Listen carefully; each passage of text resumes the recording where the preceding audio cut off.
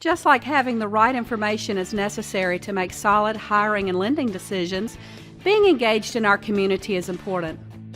DataFax is proud to support the positives and be a presenting sponsor of the Spark. Since 1964, Memphis Theological Seminary has worked to equip men and women of all races and faiths with the spark to do ministry for the real world. We're grateful to serve our community and proud to support WKNO. Lipscomb & Pitts Insurance has been serving the Mid-South since 1954. We've always focused on supporting our community and believed in promoting the positives, encouraging engagement, and leading by example. Lipscomb & Pitts is proud to be a presenting sponsor of the Spark.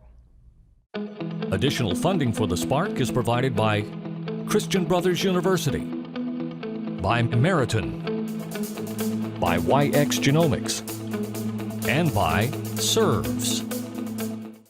This month on The Spark, our theme is Innovating for the Future. We'll learn more about a go-to organization for creating companies, jobs, and investments in bioscience. A program equipping high school students of all socioeconomic backgrounds with the leadership skills they need to impact their communities. And an award-winning full-service provider of 3D printer technology, copiers, and innovative document solutions that's also giving back in special ways. We'll also share a special moment from our Spark Awards 2015. Have you ever been excited by a new idea, inspired by watching someone lead by example? When we talk about creating change, we start by sharing the stories of everyday heroes who are making a difference in their own way, so we can learn and do the same. This truth is the power behind this show, which is focused on business and community leaders that are leading by example to give back, fuel change, and create new opportunities for the Mid-South. I'm Jeremy Park, and this is The Spark. They're the go-to organization for creating companies, jobs, and investments in the bioscience industry. I'm here with the president and the executive director for Memphis Bioworks Foundation, Dr. Steve Bears. How are you doing? I'm doing great. So when we get to talk about the bioworks industry, it flies a little under the radar for most Memphians here, but you're doing amazing things. So give us a little bit of history. Started in 2001, correct? That's correct. We started in 2001, and as you said, the mission was, how do we build jobs for Memphians based on the assets that we have in the biosciences? And that's how we started, and that's really what we're doing today. And so you have a physical structure as well with labs and all sorts of technology and innovation. So give us a little bit, when you start diving into each of these little pipelines, let's start with the kind of the resource side. Give us an idea of some of the resources you have available. Well, if you look at the core, we said that if we build an ecosystem where people can grow their jobs and grow the companies, then that would be the take us into the future. And so we built that with the start of the research park downtown, with the Baptist Hospital donated their properties to us. We have incubators and accelerators and research facilities down there now. We have a facility at the Agri Center that we released for agricultural activities. We have an incubator in Germantown. All of these resources are really about organically growing jobs in the community. And transition that over to jobs, because you recently got a Department of Labor grant, and a big part of that is the job creation and the training. So share with us a little bit about that. Well, we've been doing kind of the parallel work of growing jobs, but also placing people into jobs since we started. And we've had about $20 million worth of grants total from the Department of Labor and EPA and other sources, all targeted at training and placing. We've trained over 1,200 people. We've placed I think in the 600 to 700 range, growing every week and every day.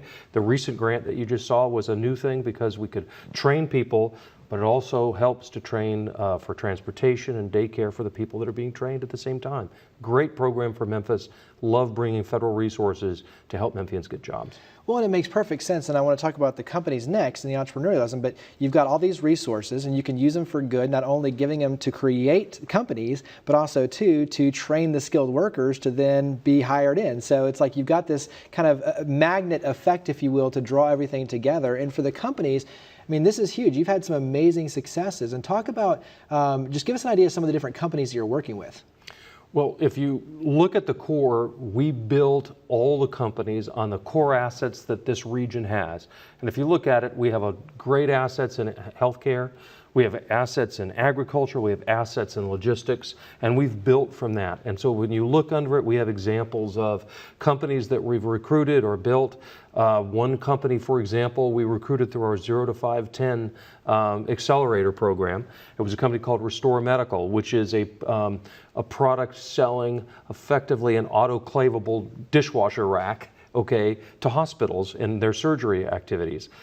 Big company, came up from Atlanta. We took them through the 0 to 510. They raised several $million of venture capital, built their first customers here through the hospital system, and are now growing nationally from that basis. A great example where companies come here and take advantage of the ecosystem and actually grow their company. And I know bioag is a huge part of this as well. I mean, you're developing new products, you're launching all sorts of innovations. Talk about the bioag side. Well, agriculture is one of those, you might say, obvious but sleepy things. People don't think of it, but there's innovation going on in agriculture all over the world.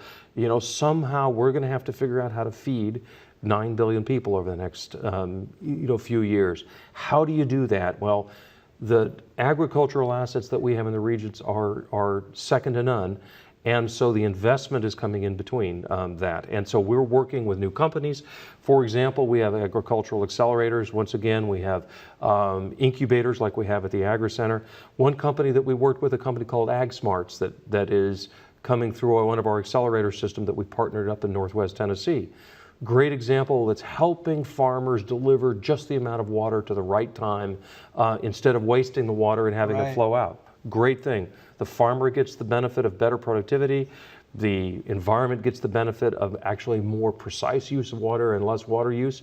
And you have a company that's headquartered in the region and growing their business here. Give us a little teaser on the biologistics. Biologistics is one of those obvious ones, but interesting. I mean, we have the benefit of having a hub here in the Memphis region, obviously with FedEx, and that gives us unique capabilities. We started a company early on through our Innova Venture Fund called Cogenics, helped to do the first round of funding. That company delivers a very unique platform for prosthodontics, and they build it here and they send it out. Again, it's an example where regulated products are going through our shipping infrastructure and our global infrastructure, and that's what we call biologistics. So I think it's obvious, one, just knowing you exist is huge, because obviously there's a lot going on in your world, but how can the general public, how can we help? How can we be a part of what's going on with Memphis Bioworks Foundation? Well, the first order of business is we work with entrepreneurs, we work with people who want to mentor, we work with people that want to participate in some way, people who want to talk to. Maybe they want to, hey, I could use the benefit of one of these companies. So come on down would be the first order of business. We'd love to help, we'd love to work with you.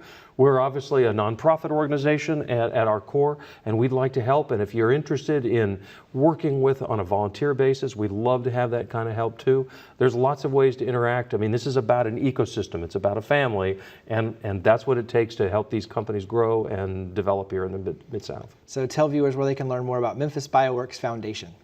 Well, there's lots of different ways to do it. Obviously, through our website, we're welcome to contact us. You can contact us through our phone, email, call. We'll be there. Text, whatever it takes, we'll be there. So you make it very easy. We make it very easy. Well, Come I love on it. down. Absolutely love everything you're doing here in the Mid-South, and for coming on the show and sharing it as well. So thank you. Thank you very much.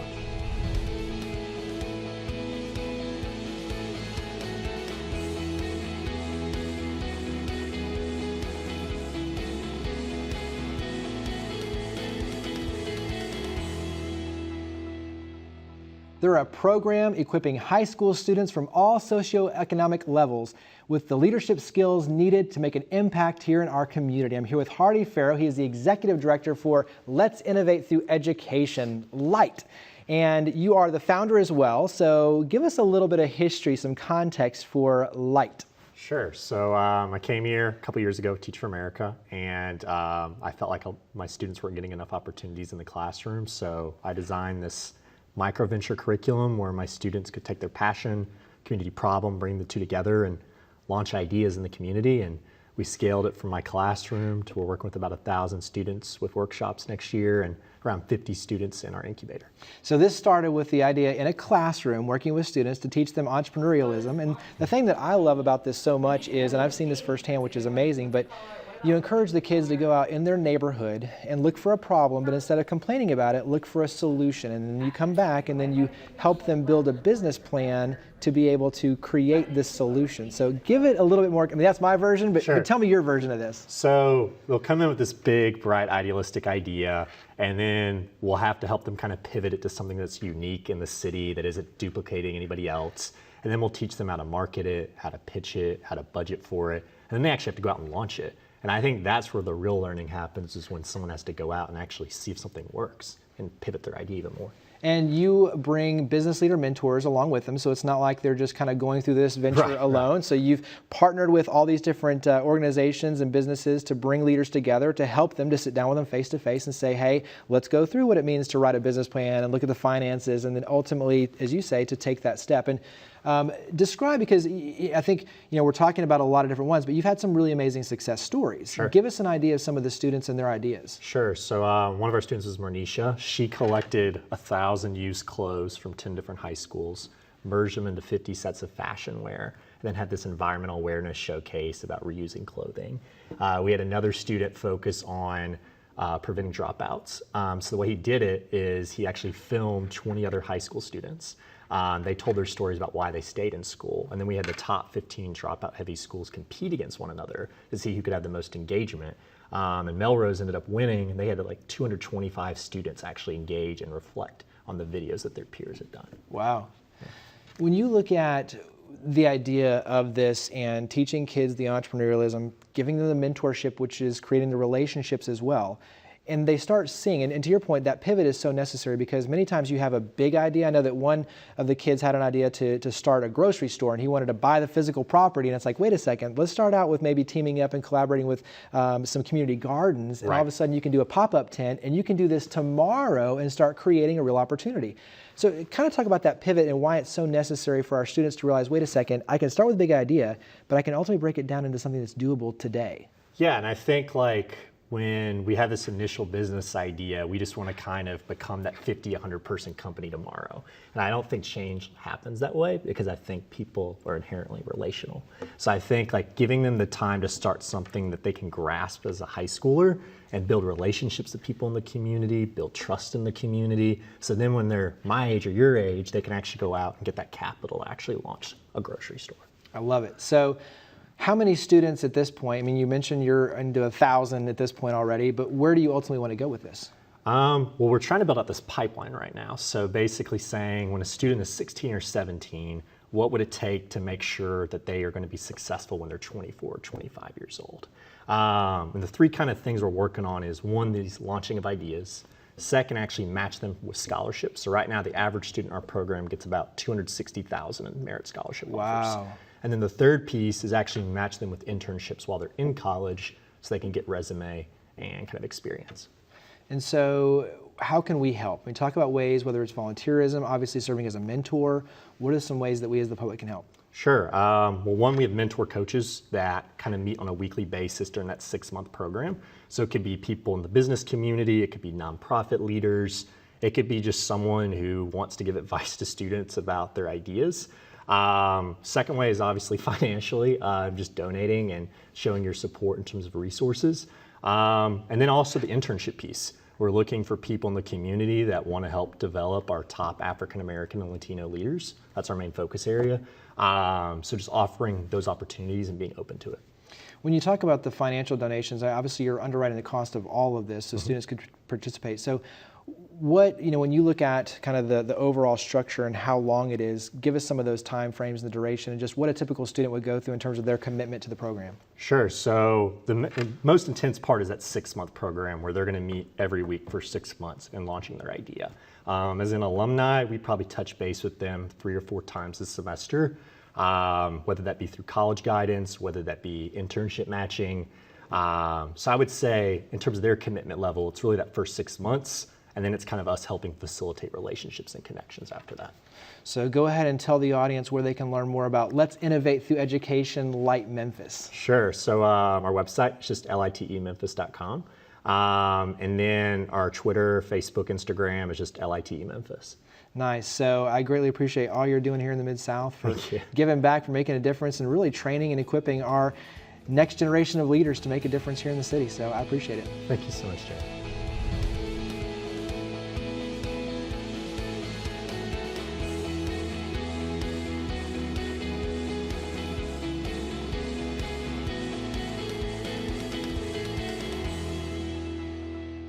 The Spark Awards annually honors businesses, nonprofits, and individuals doing their part to make the Mid-South a better place. The most recent winner for nonprofits with budgets over $5 million is MIFA, the Metropolitan Interfaith Association. Executive Director Sally Hines talked to me about MIFA's continuing mission of service. MIFA, the Metropolitan Interfaith Association, was founded in 1968 in the aftermath of the assassination of Dr. Martin Luther King Jr. And MIFA was founded by a diverse group of community and church leaders, and they all came together because they knew that together they had a better chance of addressing the problems that plagued our city. MIFA's mission is to support the independence of vulnerable seniors and families in crisis. So we have programs that are aimed at keeping families in their homes and keeping seniors in their homes. And one of the big ones that's really popular is Meals on Wheels. So give us a little bit of context for Meals on Wheels. Meals on Wheels is one of our largest programs, and I'm really pleased to say that right now, with a grant from the Plow Foundation, we are able to increase that service. But Meals on Wheels, we deliver different nutrition interventions to seniors in their homes, and mostly it's hot meals, but also it could be a grocery box or some shelf-stable meals. But also the volunteer that delivers that meal gets to check on the senior and make sure that they're seeing a friendly face every day, and it helps combat depression and isolation and makes the senior feel more secure and safe. Talk about the rent assistance and some of the other programs you provide. Our families programs are really a continuum of services that are designed to prevent homelessness. And we can start with something that is seemingly as simple as rent or utility assistance, move on to more serious interventions like shelter placement if a family finds they need that, and finally permanent housing if that's the solution needed. When you look at the legacy of MIFA starting at a pivotal moment and obviously the work you're doing today, what makes you the most proud of the impact that you're having? We're looking toward our 50th anniversary, which is really exciting. And an agency doesn't get to that point without being an organization that donors and volunteers see as dependable, as trustworthy, and as a place where they will put their time and their money. So I'm very proud of that. I'm also proud of the fact that MIFA is adaptable and that we are looking for new solutions, such as taking on the homeless hotline, being able to expand Meals on Wheels with this collaborative that we're calling No Hungry Senior. That's 8 agencies in the community working together, which I think is fabulous. And we want to be able, at the end of that grant, to almost triple our home-delivered meals for seniors. So I'm really excited about that.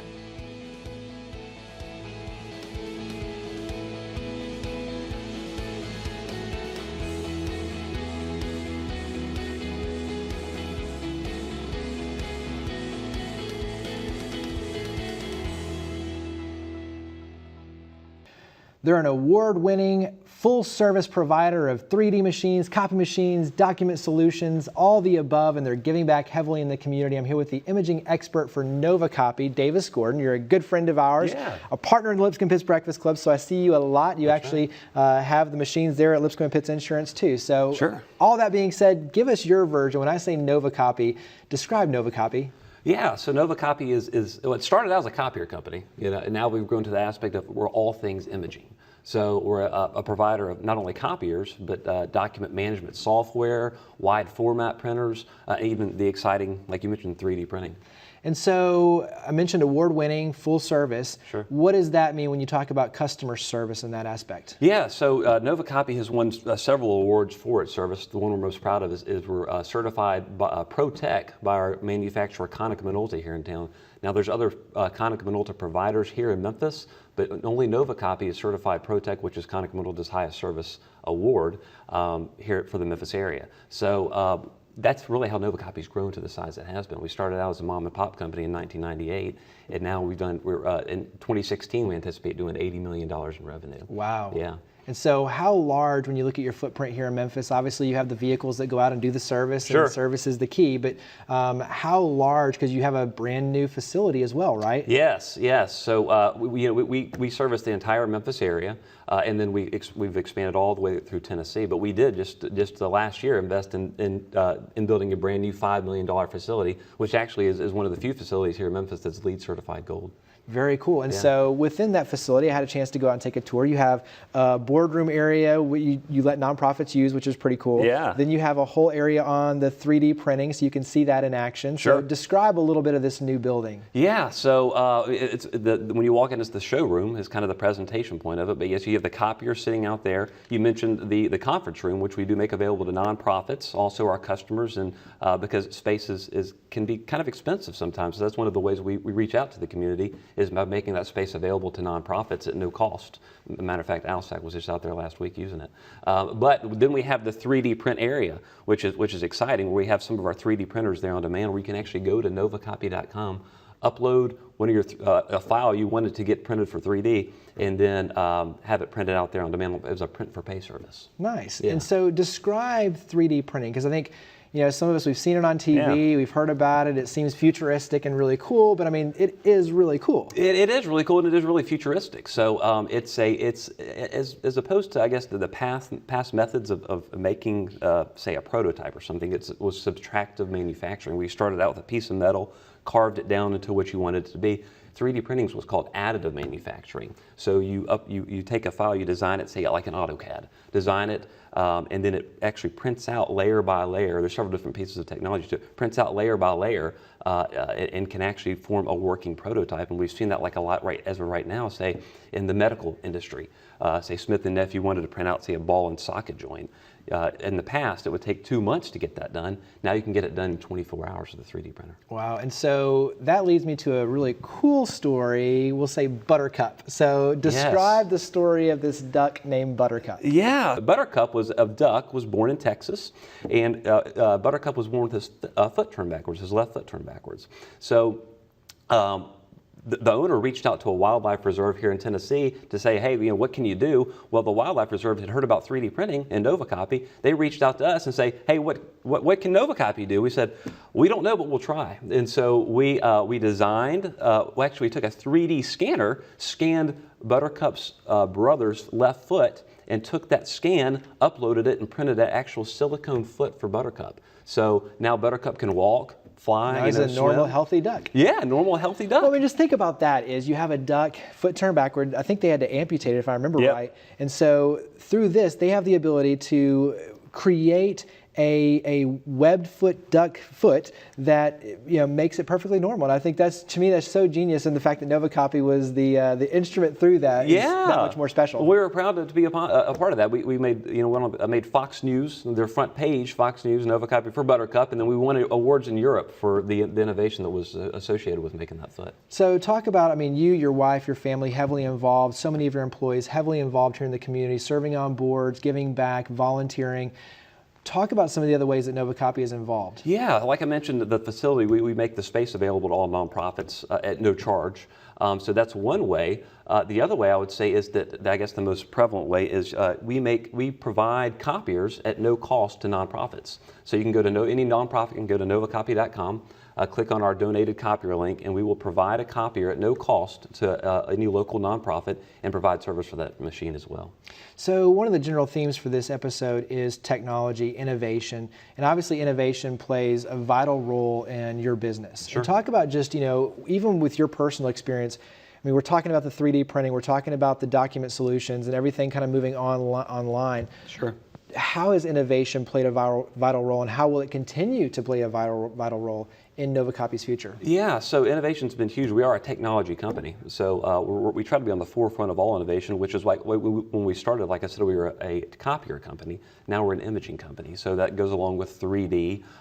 One way we're looking in the future to do it, our CEO, Darren Metz, has even talked about using drones to fly parts either to our service technicians or to our customers on site to have those even more readily available than we provide right now. So that's something we're hoping to look to in the future. Do you get to be one of the drivers of it? That'd be pretty cool. That would be, that would be really Hey, your neat. part's coming right now. Yeah, hey. But that is on the forefront of technology. It is, right there. and we try to be, and that's one of our main initiatives, is being the forefront of technology, and that's just one of the aspects in which we're looking forward to doing that. Well, I greatly appreciate all you do for giving back in the Mid-South, for helping us to push technology and innovation even further, and greatly appreciate you coming on the show and sharing it as well. Thanks so much for having me. Appreciate it.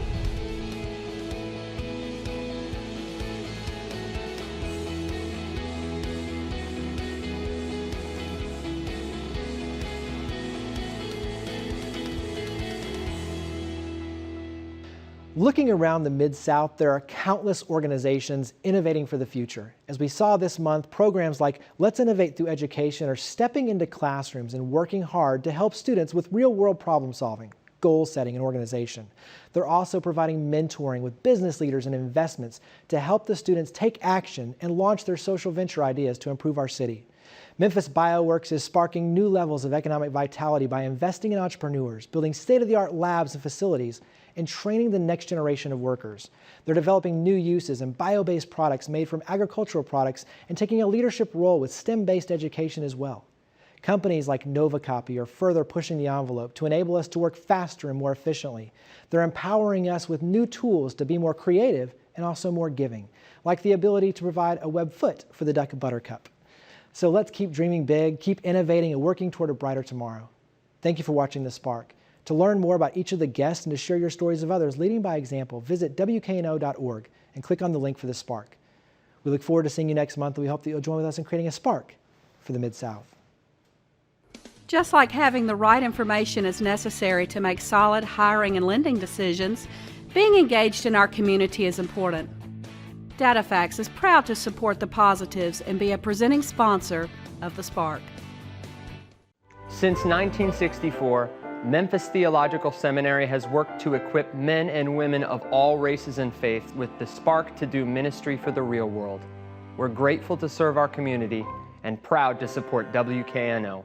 Lipscomb & Pitts Insurance has been serving the Mid-South since 1954. We've always focused on supporting our community and believed in promoting the positives, encouraging engagement, and leading by example. Lipscomb & Pitts is proud to be a presenting sponsor of The Spark.